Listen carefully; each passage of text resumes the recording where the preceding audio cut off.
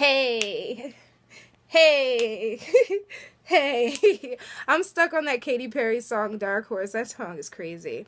Hey guys, this is Sage Valentine, aka Etherblade, and here's my review for The Walking Dead, Season 4, Episode 12, Still. This is a Bethel-centric episode. Hey Bethel, holla at you guys. I know you guys are just going crazy, because I said, wow, this whole episode, like, wow, the chemistry between these two, between Daryl and Beth and Daryl and Michonne. On other episodes, Scott Gimple is just giving me all these feels right now, man. And this episode was crazy and I loved it. Started out with this beautiful, like, midnight scene and this thing walking across the road. I guess it must have been a walker, but you see Beth and Daryl emerge from the shrubbery and they both hide in the trunk together. And as they hide in that trunk, all of a sudden this storm happens and you hear all these zombies. Now, I would love to get like an actual count of how many zombies were outside of that car, because it sounded like 50 of them.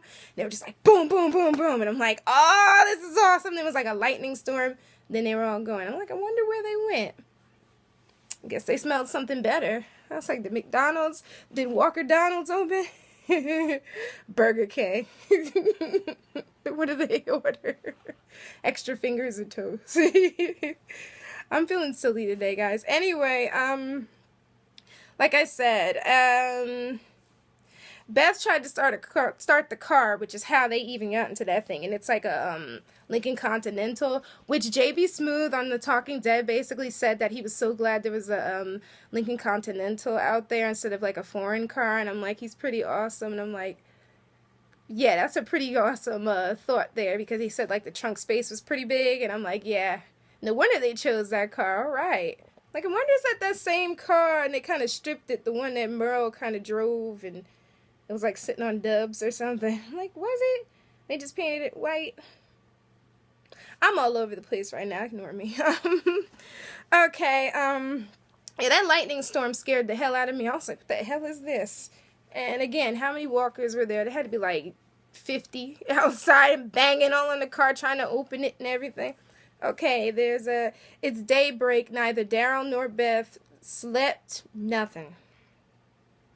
They emerge from the trunk and start getting like pieces from the car and like different things. And Beth takes like a piece of broken glass and like a side view mirror, and they keep going.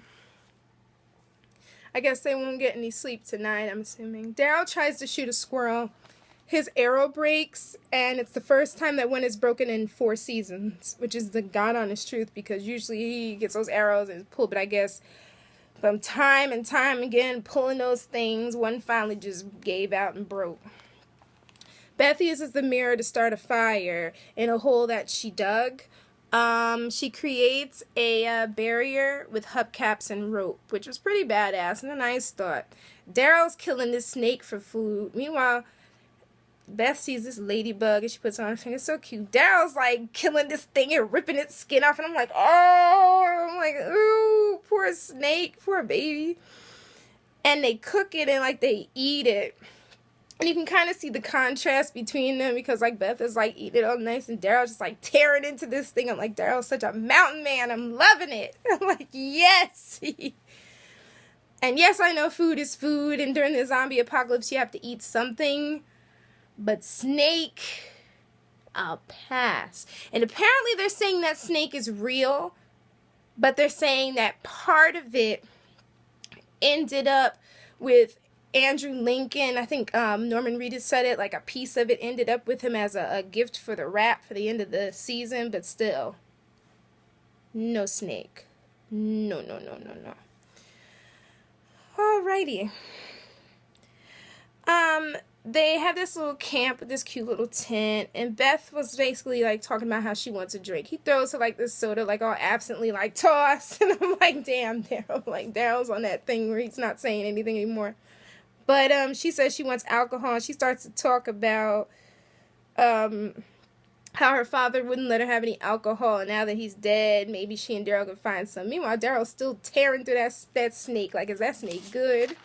Like, as he's tearing it up. Like, cha-cha-cha-cha-cha. I'm like, yes.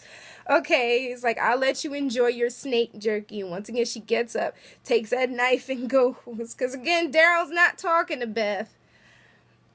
And up until this episode, I'm just like, Daryl and his silent treatment would drive me crazy. I mean, Norman Reedus, I'm like, is cool as hell. And, like, being with Daryl Dixon would be, like, badass. But if he's not talking, that'd be kind of, like, freaked out. And, like, it reminds me of a couple episodes ago when he just wasn't saying anything to her. And then, like, he looked like he was about to cry and everything. And I'm just like, please, Daryl, don't get back to that. Like, you get me all emotional. And I can't. Yes, I'm a shipper. Sorry, guys. I'm a shipper. Love it. But seeing Daryl sad is just the reality of this show. Like, they said this season was going to be sad, and this episode is definitely sad. He said, okay, she gets up to go on her own. It's a bad idea. She figures that Daryl would follow her, but no, he didn't. 4 walkers come out of nowhere, and she's hiding near this tree. And, like, she throws the rock to distract them. And, like, this one walker is, like, this African-American one. He's, like, all do-do-do. Because I love the black walkers in this show. Like, they have some type of, like, swagger when they walk. And he's like, oh, I see a leaf. And he goes off on the side. I'm like, okay. Like, yeah, this is working out for Beth. And all of a sudden, she sees Daryl, and Daryl, like, comes up all late with his bow and arrow. And I'm like, Daryl, you late as hell. Like, you should have been here with these walkers and seen that. So then, like, they start he takes off, turns around, walks away, and then they're walking. And she just, like, Beth, like, has this super attitude when she realizes they're going back to the camp. And she is like, what the hell? You brought me back here. I'm not staying in this suck-ass camp. And she flips him off. Daryl grabs her arm, and he's just like, you had your fun. She's like, what the hell is wrong with you? Do you feel anything? Yeah, you think everything is screwed, and that's a feeling you want to spend the rest of our lives eating mud snakes? Like, I agree with her at this point. But the attitude is like, wow, where did Angry Beth come from? I'm like, an Angry Beth. Daryl's annoyed, but he follows Beth to, like, through the through the woods, and they make it to, like, this golf course. Can you see a golf cart? It's kind of on the side, so and there's, like, some walkers. So the Walker fan, I call them the Walker fan club, and they're maybe like 100 and something feet away, and they're following along. I said, it's about 12 of them, but you know they can't run. This isn't World War Z, so they're just, like, dragging, like, Beth and Daryl enter the golf club, and which I guess was some type of makeshift camp for every rich person in the area, because, you know, those golf clubs, like, they have a lot of them here in New Jersey, where, like, the wealthy and elite tend to go to. I know I'm making jokes. Sorry guys, I'm just, like I said, feeling silly.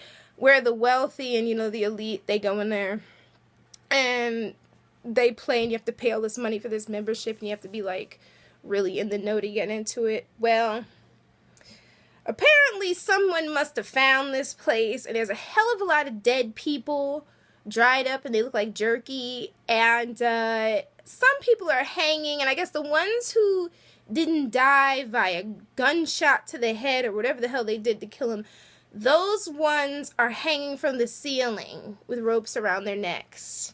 Just hanging and growling all mad. It brings me back to season 2 when Daryl and Andrea came upon that walker that was, like, I think he was missing, like, his arms and his legs, and that was just up until that point, that was the scariest zombie I had seen, or walker biter I had seen in this series, because that thing, I hadn't even been afraid of the show up until that point, but that one walker freaked me out. But seeing those people seeing those walkers, like, hanging from the ceiling, that was mind-blowing even more.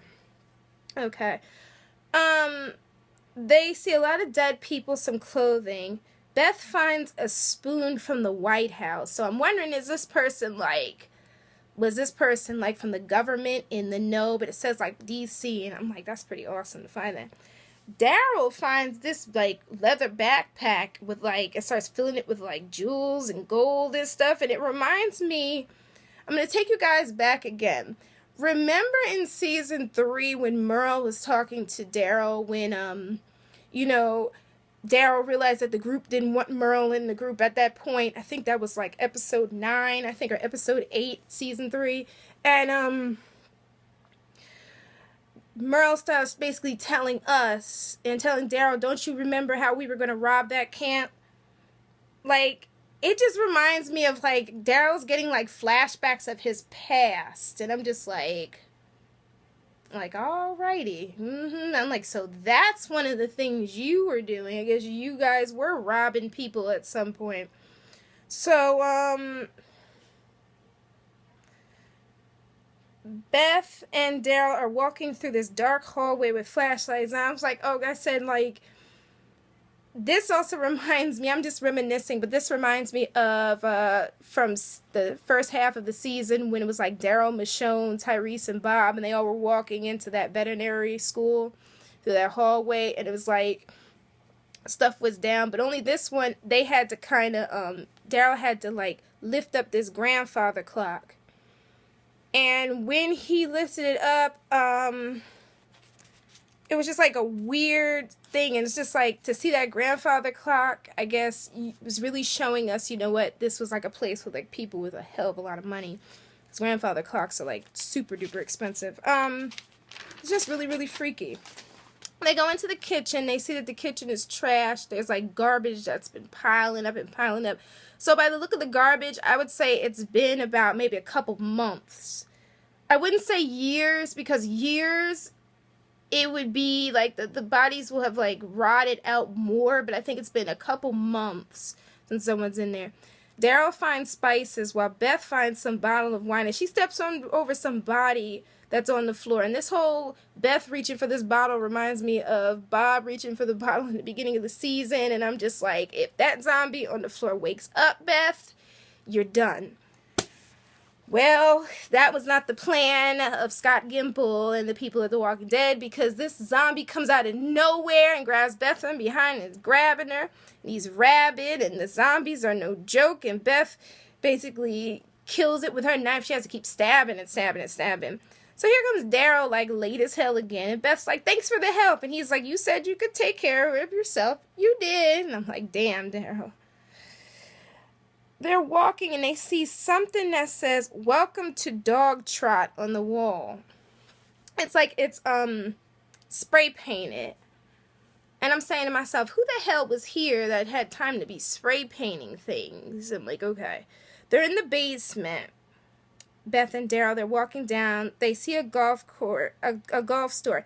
And there's something that says Tempus Fugit on it. And I need to start looking up these Latin words, because this word I didn't look up, but I'm definitely going to look up and see it. But I don't think it's anything good. They're in the golf store. Beth grabs some clothes. She sees this new, like, yellow, like, polo shirt and this sweater. Daryl's just grabbing, like, trinkets and things and all this stuff out of there. And then they come upon this rotted corpse of a woman from the belly button up. And, like, on her chest, tacked with, like, golf tees, it says the word rich bitch. Excuse my language, that's what it said on their chest. And it's written in a paper, and it looks like it's written in blood. Now, I have a feeling I kind of know who this is, but I don't want to, give it away, and then the show decides they want to go a whole different route, but I have an idea who the hell this could be. So Beth gets Daryl to help her cover the woman up, because she wants to take the woman down, but he gives her like a tarp, and they cover the woman up. All of a sudden, they're back in the hallway. This grandfather clock chimes. The same one he put upright. Daryl put upright and made it stand because it was like leaning. And then all of a sudden, some rich dead zombies walkers start moseying on over. So Beth finds a way out. Daryl fights as many zombies as he can. But they don't go down without a fight. I mean, these things, he's hitting them and stabbing them, and they're like coming back. And I'm like, I was like, I said, uh-oh. I said, I guess these walkers were healthy when they were alive. They were strong. Daryl takes like a golf club and like starts like beating the mess out of this walker in the face and splatters blood, and it goes right on Beth's yellow shirt. I said, poor Beth, trying to find something positive in this and it's just falling apart. She tells Daryl to do whatever, but she needs to take a drink. Someone trashed the room they go into. It's like this big room. It's like a kind of I call it the Elks Lodge, kind of. And there's like a bar, and there's like glass and stuff everywhere. It's like blood, and it's just, someone trashed it. Daryl breaks a frame and like rolls something up, and it's like flashing back to, I guess, what he did with, Merle, the looting days. Beth finds a bottle of peach schnapps. Daryl's throwing darts at the faces of these men on the wall, which I found out from the Talking Dead that one of the men on the wall was like a props designer. So the one he kept hitting was that guy. But I don't know. It also stood out too because you're trying to figure out still like who's that person. Like I understand what they're saying, but what is that person's significance to Daryl though? Beth starts crying. And Daryl picks up that bottle of schnapps and smashes it. He said, "Ain't gonna have your first drink be no damn peach schnapps." And he leads her out the side door. Beth tries to guess what he did before the Walker apocalypse. He said asking questions about, answering questions, I guess, about his life never felt normal to him. And he leads her to this shack, which he, quote-unquote, found with Michonne. Dixon, I hear you. Yes, I do, because it's the way he said it, like, oh, yeah, I found this with Michonne. I said, what else did you find with Michonne while you were in this shack? I'm like, okay. I'm like, all right, Daryl, okay. Gotcha. Daryl finds some moonshine, and Beth tries it. She says it's disgusting, but the second round's better. She tries to offer it to Daryl, but he said it'd be a better chaperone. She keeps calling him, like she's baiting him, calling him Mr. Dixon, Mr. Dixon. She gives him a drink and says they have to make the best of it. I'm thinking this might be Daryl's, like Daryl is accustomed to this shack, like he knows this place where they are because it seems like he knows everything that's there. So they play a drinking game, and I honestly believe that at some point Daryl was an alcoholic just by this one scene. Because Daryl admits, he's done a lot of things. She asks, was he a criminal? All of a sudden, like, I think he takes a drink, but he kind of doesn't answer the question, because with every question he has to take a drink or she has to take a drink. Well, she never should have gotten Daryl drunk, because this side of Daryl was a very dark side. And some people said this episode was stupid, but I don't think so, because this episode opened my eyes about Daryl, and we finally learn a little bit more about sweet Daryl Dixon. He becomes this scary, loud drunk, and he says, like, these mean, horrible things to Beth, and he talks about her singing and cutting her wrists. He, like, takes her outside, and he puts his arm, like, around her neck and, like, right here, and he's, like, grabbing her, and he's just talking loud, and he teaches her how to shoot a bow and arrow, and he kind of finds this walker that had been outside, and he, like, shoots him with the arrow, but he doesn't kill him, and Beth wants Daryl to start feeling and stop trying to avoid his sorrow, but Beth just gets sick of it, and she stabs the walker in the head. She goes down the list, and she puts, I'm not Michonne, I'm not this one. I'm like, my Dixon heart is just like overflowing with all these feelings. And I'm just like, oh, they just put Michonne first. And I'm just like, it just like tore at him. You could tell, like, whatever's going on between Daryl and Michonne, you could tell that one just like got him. He said, I ain't afraid of nothing. Because she's trying to get him, to open up. And they proceed to tear each other down. Daryl says to Beth, she had no tears for her boyfriend. She's searching for hooch like a dumb college female dog. And I'm just like, Daryl's a nasty drunk. I guess that's what he saw when he was a kid, because Merle was pretty nasty when he was high. So imagine him high and drunk. A mess. Daryl blames himself for everyone's death, and Beth holds him. Like, he blames himself purely for everyone's death, and he basically says, like, if he had finished looking for the governor wouldn't have come back and wouldn't have done what he did. it wasn't, to be honest, it wasn't meant for them, even with the writers, it wasn't meant for them to find him, because the person who was meant to find him was Michonne, but out of respect for Daryl, Michonne kind of, I'm not blaming Daryl for anything, but Michonne kind of stopped because of him, because he said, you know what, let's just leave this alone. But I guess he's blaming himself, that if he had let her go, or if he had just gone on, none of this would have happened. But stuff happens, I guess. Beth hugs him. She won't let him go. Daryl's just crying, and that scene just breaks my heart. It's sad. Because it's like, if the hero is crying, like, you know it's a done deal. Beth understands, as they're drinking later, why her father liked to get drunk. Daryl said that he's a dick when he's drunk. He tells a story about how, about Merle, and how Merle and some tweaker got drunk, and Merle was high and started going off about this kid's show, and the tweaker got all upset and was saying stuff, and Daryl jumped in and punched the kid. The kid pulled a gun on Daryl, and the way that it ended was the tweaker punched Daryl in the stomach, and Daryl basically threw up. Before this, Daryl mentions that he was a drifter with Merle. He said doing what he said, and he basically described himself as a nobody and nothing, some redneck asshole with a bigger asshole for a brother. Beth says she misses her brother and sister, and she really has a picture-perfect idea of life, and she figured that Herschel would be happy with Glenn and Maggie getting married and them having a baby, and to be a grandbaby for them, and picnics and holidays, and Herschel would be surrounded by people who he loved, and she feels stupid for feeling that way. She said she believes that Daryl will be the last man standing. She said, you will miss me so bad when I'm gone. You gotta stay who you were. You have to put it away before it kills you here. And she puts her hand on her heart. Beth wants to burn the shack down. They use the hooch to burn the shack down. They throw the hooch at it, and the moonshine, and it burns, and then they set the shack on fire. I'm asking myself at this point, is this a good idea? Because even though those hunters are looking for Michonne and Rick, can they see this? Is there another group out there? Is somebody watching them? That's a big question.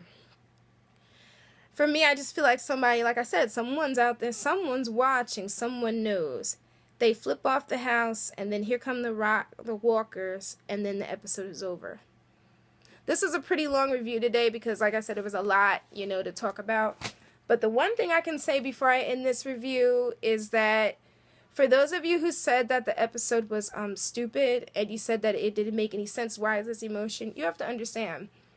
In the comic book, there's really no breakdown from what I've read, and I've only gotten through maybe the first couple ones, and I've read some of the other ones. There's really no breakdown when the action happens. Like, they add that to television just for a dramatic scene or just a dramatic piece, but this is what I'd like to call the calm before the storm. We are going to miss the crazy of the governor when the new folks come along, because those gentlemen at that house are called hunters, but I'm not going to tell you what they hunt. That's all I'm going to let you know. For the most part, there's another group coming, but I'm not even going to get into them. We'll just find out about them as of next episode. In the next episode, you see Maggie, Bob, and Sasha all back to back together, and I'm worried. I am super duper worried, because I know that Sasha's probably beating herself up, and if we had saved that rock in the water, we'd be okay. But Maggie is intent upon finding Glenn. Glenn is intent upon finding Maggie. I think that's sweet and it's beautiful, but my question is that selfish, rather than to find a safe place and wait for that person there? And how many lives will be lost for these two to get back together? I love Glenn and Maggie personally, but I'm wondering how many lives are going to be taken just to get these two together, and when they're together, will they both survive? That's a lot to think about. But anyway, hey, guys, have an awesome Monday night. have a good sleep, and I'll be back later this week with the rest of my reviews. Check me out on twitter.com @SageValentine. The Truth Is on WordPress, and the Rock and Roll Sister at blogger.com. Definitely wait till next episode, because next episode is going to be nuts. That's all I can say. So thanks, guys. Thanks for tuning in. You guys have a blessed day and an awesome work week. And yeah, so bye, guys. Mwah. Bye.